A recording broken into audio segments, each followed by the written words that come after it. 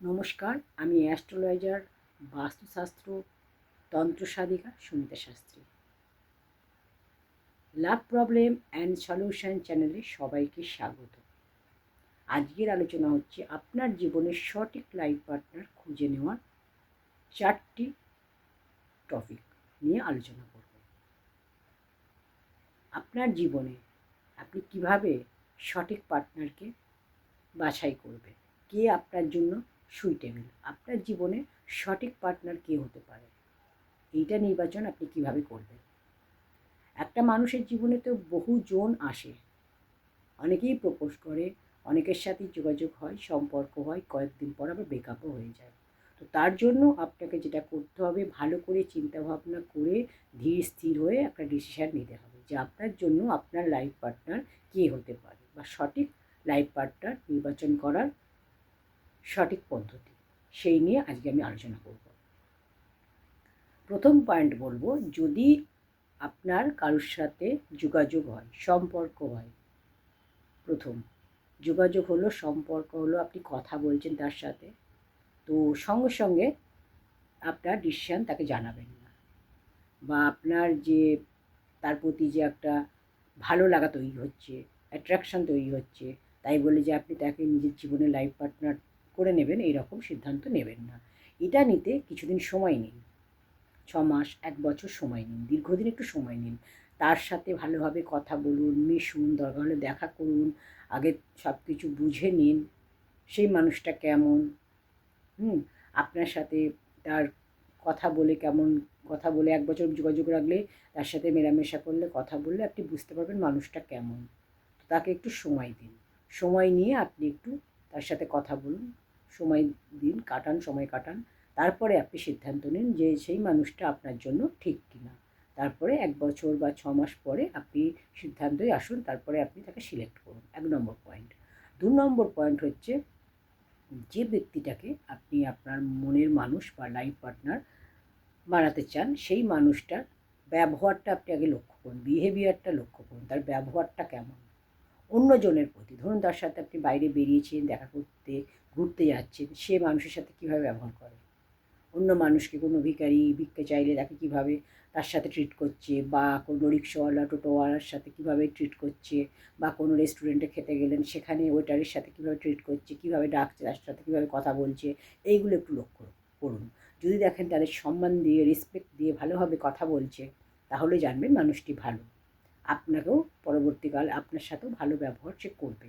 আর যদি দেখেন যে না, রিক্সাওয়ালা, টোটোওয়ালা বা ওয়েটারের সাথে ভালো ব্যবহার করছে না, বাইরের মানুষকে সেইভাবে সম্মান দিচ্ছে না, রেসপেক্ট করছে না, তাহলে এমনটা গ্যারেন্টি কে দিতে পারে যে 2 দিন পর আপনার সাথেও রেসপেক্ট দিয়ে কথা বলবে। আপনাকেও অসম্মানিত করতে পারে, আপনার সাথেও রেসপেক্ট না দিতে পারে, আপনার সাথেও অভদ্রভাবে ব্যবহার করতে পারে, কথা বলতে পারে, সম্মান আপনাকে নাও করতে পারে। আবার যদি আপনার সাথে দেখা করতে গেল, যদি দেখুন যে তার বাড়ির সম্বন্ধে কী কথাবার্তা বলছে, বাড়ির লোকের সাথে কী, তার মানসিকতাটা কেমন, তার বাবা মায়ের সম্পর্কে, ভাই বোনের সম্পর্কে, আত্মীয়ের সম্পর্কে কেমন কথা বলছে, তাদের সম্পর্কে কোনো বাজে কথা, খারাপ কথা বলছে কি না, কোনো রকম তাদের সম্বন্ধে খারাপ আলোচনা করছে কি না, তাহলে আপনি বুঝতে পারবেন যে এই মানুষটা সঠিক মানুষ নন। আর যদি দেখেন যে না, তাদের প্রতি ব্যবহার ভালো, সবার প্রতি একটা ভালো ব্যবহার, ভালো রকম একটা রয়েছে, তাহলে আপনি 2 নম্বর পয়েন্টটাও সিলেক্ট করবেন, আপনি এই মানুষটা ঠিক আছে।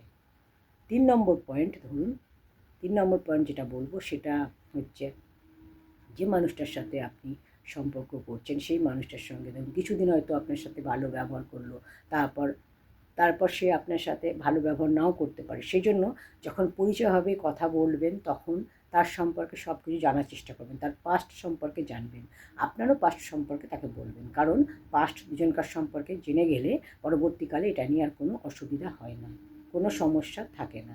আর এখন যদি আপনি তার পাস্টটা না জানেন, আপনার পাস্ট যদি তাকে না বলেন, পরবর্তীকালে এটা নিয়ে ঝগড়া, অশান্তি, ঝামেলা, মনোমালিন্য হতে পারে। তো সেক্ষেত্রে অবশ্যই তার সম্পর্কে তার কিছু অতীত জেনে নেবেন, আপনারও সমস্ত কিছু অতীত বলে দেবেন। তারপর যদি সেটা অ্যাকসেপ্ট করে, যদি দেখেন যে সেটা নিয়ে আর কোনো রকম কোনো কথা বলছে না, ভালোভাবে অ্যাকসেপ্ট করলো, তাহলে আপনি এই এই পার্টনারটাকে আপনি সিলেক্ট করতে পারেন। 3 নম্বর পয়েন্ট গেল।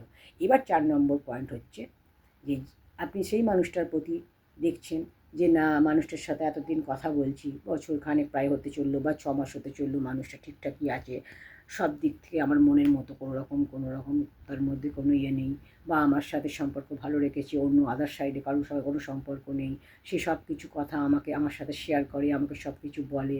যদি দেখেন তার বাড়ির সম্পর্কে সব কথা বলে, আপনাকে সমস্ত তার মনের কথা বলে, আপনাকে তার সময়ে অসময়ে সবসময় আপনাকে দরকার লাগে, আপনাকে বিপদের কথা বলে, আপনার বিপদে সাহায্য করে, বিপদের পাশে থাকে, সব কিছু যাতে হেল্প করার চেষ্টা করে, সবসময় মানুষের সামর্থ্য না থাকলেও হেল্প করার চেষ্টা করে, পাশে থাকে, এইগুলো যদি আপনি দেখেন, বোঝেন, তার সব কিছু ভালো, তখন আপনি তাকে 4 নম্বর পয়েন্টটাও দিলেন, তাকে এই মানুষটাকে তাহলে আপনি সিলেক্ট করলেন যে আপনার জীবনে এই মানুষটা ঠিক আছে।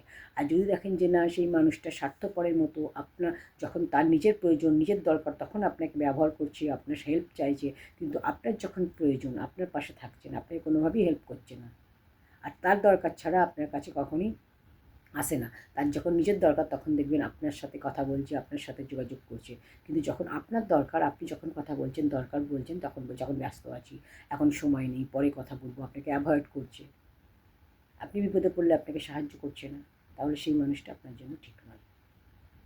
যদি এই 4 রকম পয়েন্ট বললাম, 4 রকম পয়েন্ট যদি আপনার দেখেন ভালো লাগছে, সব কিছু মিলে যাচ্ছে, সব কিছু ঠিকঠাক আছে, তাহলে এই মানুষটা আপনার জীবনে হতে পারে লাইফ পার্টনার। তোমার লাইফ পার্টনার চিন্তা করার আগে, কাউকে ডিসিশান জানানোর আগে অবশ্যই সময় নিয়ে চিন্তাভাবনা করে, দীর্ঘদিন তার সাথে মেলামেশা করে, ভালো করে বুঝে নিয়ে একটা মানুষকে লাইফ পার্টনারে আপনি আপনার জীবনে তাকে স্থান দিন। হঠাৎ করে কোনো সিদ্ধান্ত নেবেন না, তাহলে আপনাকে পরবর্তীতে কষ্ট পেতে হবে, কারণ এই সম্পর্ক 2-4 দিন পরে যদি ভেঙে যায়, তখন আপনাকে আবার কষ্ট পেতে হবে। সেই জন্য বলবো, আগে ভালো করে ভাবনা চিন্তা করে, ভালো করে সিদ্ধান্ত নিয়ে তবেই লাইফ পার্টনার বাছুন, সঠিক সিদ্ধান্ত নিন।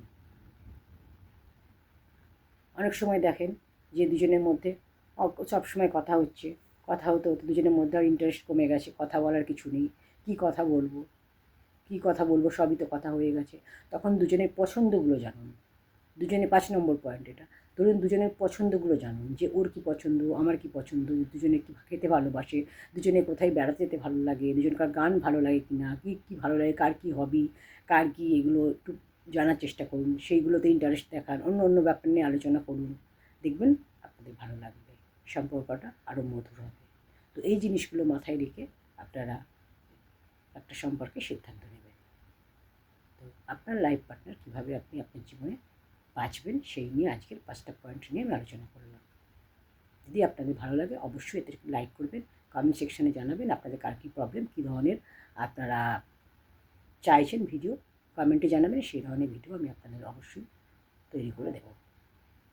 তো আজকে এই পর্যন্ত, ভিডিওটি ভালো লাগলে অবশ্যই একটু শেয়ার করে দেবেন। Thanks for watching.